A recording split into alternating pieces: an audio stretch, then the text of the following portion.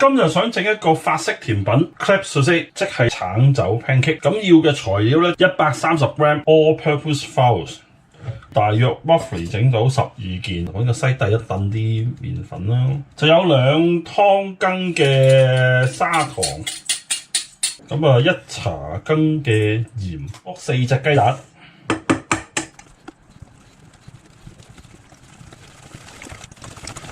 大約啦250ml 嘅忌廉，咁又另外有100g 嘅牛奶，咁大約嘅3湯羹嘅牛油。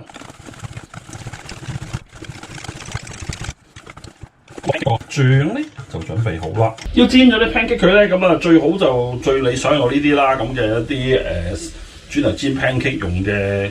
平晒嘅一塊嘅鐵板啦，咁冇咪用易記鑊咯，唔好開好猛嘅火，咁落一滴油落去，咁稍稍用啲油捽勻佢，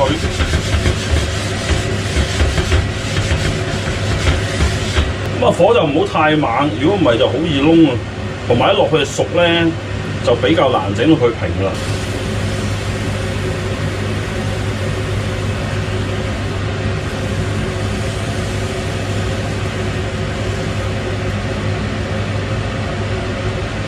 個火太猛咧，你呢啲咁嘅生鐵咧，就必要時熄咗佢，因為佢傳熱得好耐嘅。咁熄咗佢之後就落去咧，佢仍然都會係足夠熱力去煮熟佢嘅。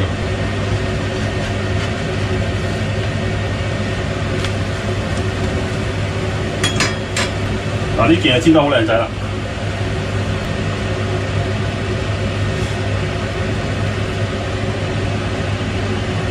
咁如果你唔想用呢啲嘅，你可以用個平底鑊，咁倒一殼落去，咁啷啷勻成個平底鑊咁一塊，咁都 OK 嘅。可能簡單過用呢個都唔抵㗎，不過呢個好玩嘛，真實啲啊嘛。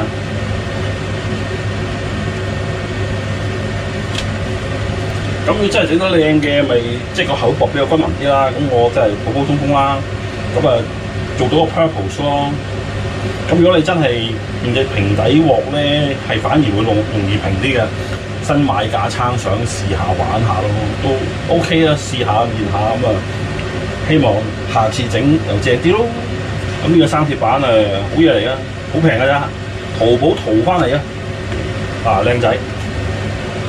咁我頭先嗰個份量咧係啱啱好夠整12塊嘅。咁差唔多啦，我整得麻麻地啦，有啲大有啲細啦，咁但係總的嚟講12塊啦，即係大約係頭先我用嗰個殼咧，8分滿一殼，咁就一塊，咁啱好12塊，咁我4個人食，每人有3件，咁其實都份量相當足夠，就將每一件 pancake 咧接到咁嘅形狀。咁就會係最容易煮啦。就啲 pancake 咁全部接好晒啦，咁就會擺落雪櫃雪一雪佢先。咁今晚煮。咁準備定一啲橙皮同檸檬皮，純粹係要啲顏色嗰啲位置。咁就係愛面頭一浸嘅啫，就唔好磨到白色嗰啲嘢，因為白色嗰啲就會苦噶啦。啲香味咧就喺晒表皮嘅啫。好，差唔多啦。咁跟住檸檬皮。檸檬咧唔好要晒一個，太酸啦，半個夠噶啦。橙咧就不妨要晒一個，揸定啲橙汁同檸檬汁啦。咁少啲橙渣跌咗落去都唔緊要嘅，因為仲好味。咁咪要半個檸檬汁。咁首先唔好較太猛嘅火啦，跟住咧就要落啲糖，都幾多糖㗎。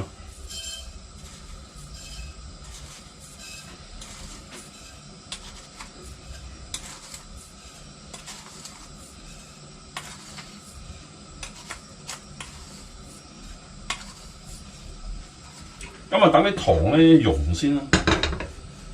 咁啲糖咧就開始溶啦，咁咧就 caramelize， 即係開始變做 syrup 糖膠。咁小心喎，啲糖咧溶嘅時候咧好高溫喎。咁溶得咁上下咧就可以加嚿牛油落去啦。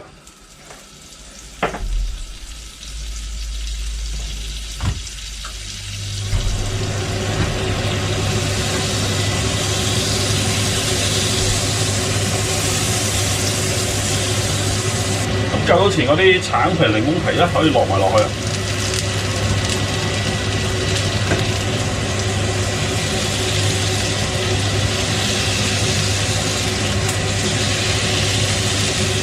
啲橙汁、檸檬汁。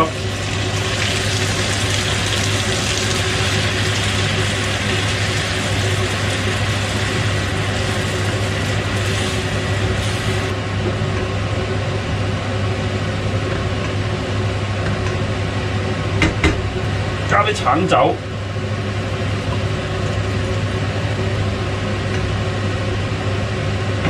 咁啊可以試一試味先，相當唔錯。咁呢個時候咧，可以將啲 pancake 加埋落去啦。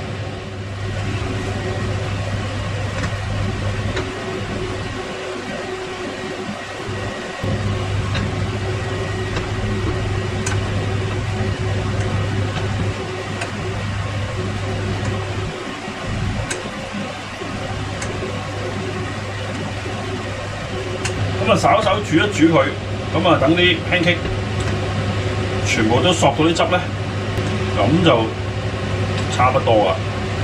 咁就唔好煮得太犀利啦，唔好煮個爛晒啊！咁基本上咧，每件都索到啲汁咧就可以噶啦。將佢每一件咧就過落啲碟度啦。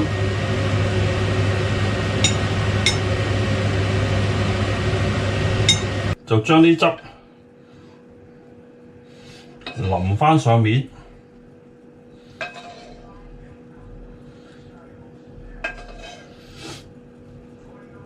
最完美嘅咧就係整一嚿雲呢拿雪糕，咁跟住咧仲要灑少少糖霜，咁就可以上台啦。橙酒 pancake 完美。